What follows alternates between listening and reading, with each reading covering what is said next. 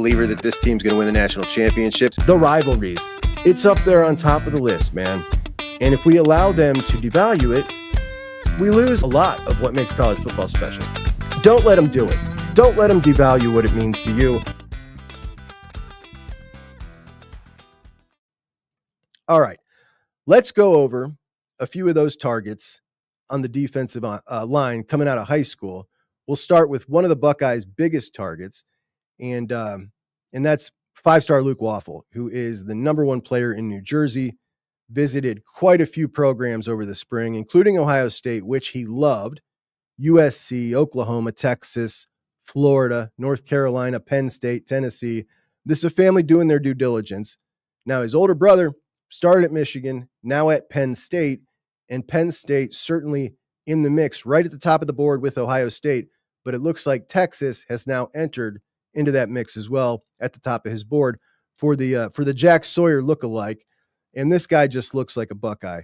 Now, this is our guy, Luke Waffle here. As you can see, he goes to the Hun School in New Jersey. They are one of those high schools that wears Buckeye uniforms. And if you wear Buckeye uniforms in high school, it should be mandated if Ohio State offers that you go to Ohio State. Our boy Peyton Pierce from Lovejoy, Texas, or Lovejoy High School in whatever city, Texas, they wear Buckeye uniforms. Peyton did in high school. Of course, Peyton a Buckeye. Now, last year, Malik Autry out of Opelika, Alabama, they also wore Buckeye uniforms and have a big block O in the middle of their field. He spurned Ohio State. We need to get Waffle in.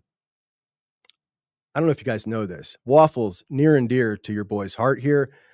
If we get Luke Waffle at Ohio State, that's a jersey that's going on the wall, like immediately. I don't even care how good he is. That's what that means to me. But Luke Waffle, a total stud, absolute unit, 6'5.5", 245, top 50 in the composite.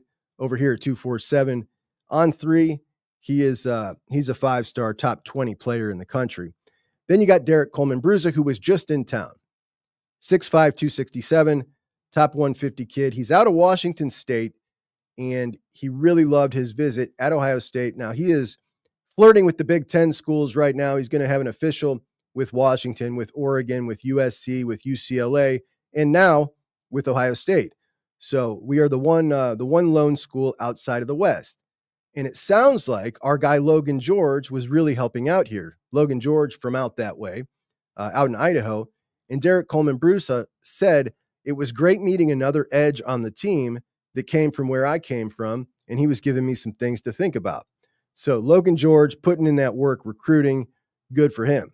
Then we got a top of the food chain guy, and that's Carter Meadows, who is absolute stud, 6'6", 215. We've watched his film. He's pretty nasty.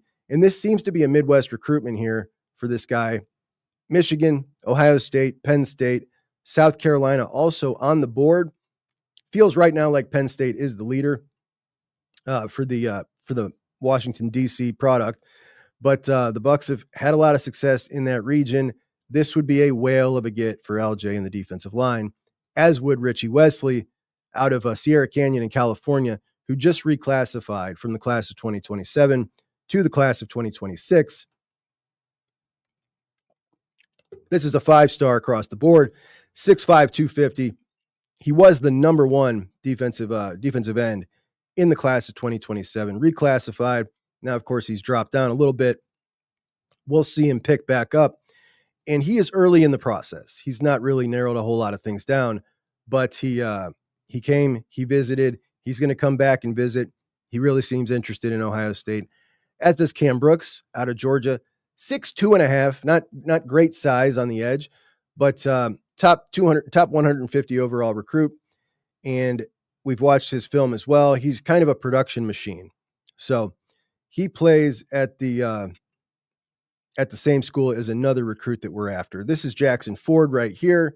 Jackson Ford out of Malvern Prep in Pennsylvania, 6'4", 240, top 300 guy. Seems to be some good momentum for him as well.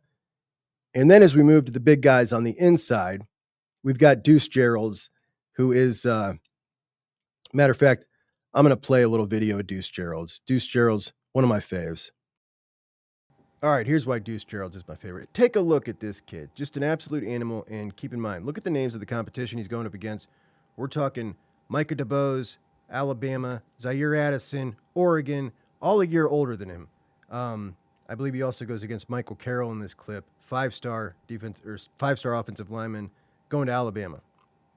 And here he is against Micah DeBose, violent with his hands, unbelievably powerful. Gavin Blanchard, that's a Clemson commit right there, light work. Micah DeBose again, just a beast, man. They can't contain him. They can't control him. Michael Carroll, that's a 5-star offensive lineman going to Bama. It doesn't even look like a fair match. Zaire Addison, he's going to Oregon. I think Zaire Addison was incredibly underrated. He's going to be awesome. And that's Emmanuel Ahianachu, the number 2 offensive lineman in this class. He's a madman. Now, he's listed at 6'2.5", 275. The truth is he's about 6'1". He's about 6'1", 275. Now, if he was 6'4", that dude would be like close to, top 10 overall in the class. And this is a guy that if Ohio State does not land at this point, it would be a big disappointment because they've been at the top of his recruitment for a couple of years now. And this is one that absolutely has to be won. He's a difference maker. He's the type of guy look, I don't know who you compare him to, but when you talk about impact early at a young age, Edric Houston, K-Mac, this is another one of those guys. And it is so important to replenish that defensive line room at Ohio State with a guy like Deuce. Really, really kind of a must get in my mind right here, because I don't think there's anybody on the board quite like him that the Buckeyes are in on. And I think you need one of those guys. You got Cam Brickle. This is a relatively new offer, but he seems pretty interested. 6'2", 305, a big old run stuffer in the middle of the defense, but not out of IMG, by the way. But this is the new guy that was just offered out of Glenville, who I absolutely want. Jameer Perez, listed at 6'4", 330. He's a little heavier than that. I watched his film. We'll play it sometime later next week. Not a dynamic athlete, but pretty athletic for a guy that size. And he looks like he has one heck of a motor, really getting after it. And my stance on guys out of Glenville or any Ohio pipeline high school that produces a lot of talent, if there's a guy that is worthy of an Ohio State offer, I want that guy. And I want to keep that pipeline open because you never know when there is a Sincere Johnson who happens to be in the same class coming up down the pipe. That's a top 50 guy. And Sincere now looking at Ohio State, looking at Alabama.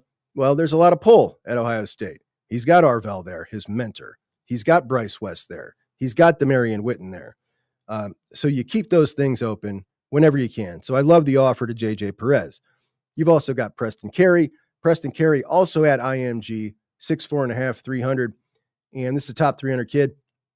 Really like his film, really like his attitude, and definitely someone that doesn't have a ton of momentum right now with Ohio State, but I think they could get back in there. We'll see how a couple of pieces break.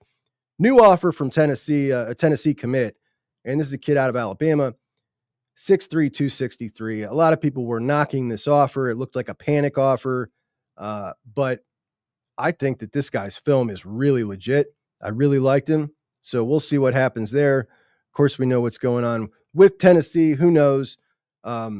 Things could be getting worse before they get better over there. Damari Simeon, one of the best players in New Jersey, 6'3", 275, came in for a visit.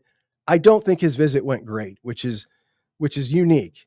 Usually coming out of visits, they went great. They always go great. I don't think his went great. I think he's a great player. Of course, you got Aiden Harris, the Harris twins, the crystal ball to Ohio State. It's been like this forever. One of the best defensive linemen in the country. His brother is not. His brother's a 3-star, and they're kind of a package deal.